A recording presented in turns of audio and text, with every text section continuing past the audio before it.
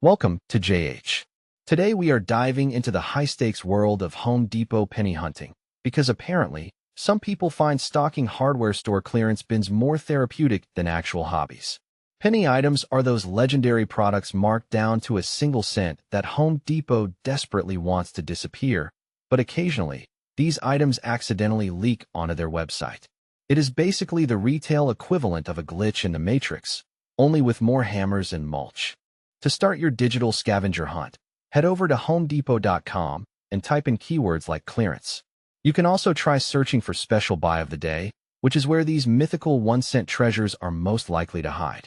If the initial results look as disappointing as a DIY project gone wrong, don't lose hope just yet. Try searching for special buy specifically and wait for the website to realize it might be giving away the farm. Once the results load, use the price filter to set a ridiculously low range.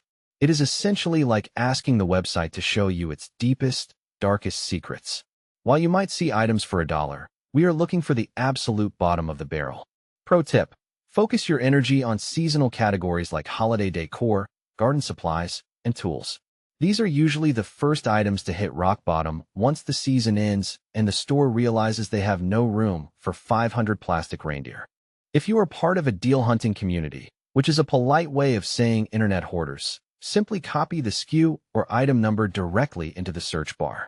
This is the fastest way to see if you have actually struck gold or if you are just wasting your electricity. Be sure to check both the website and the mobile app, because apparently, they cannot agree on what things should cost. These deals are rarer than a helpful employee in the plumbing aisle, so move fast and happy hunting.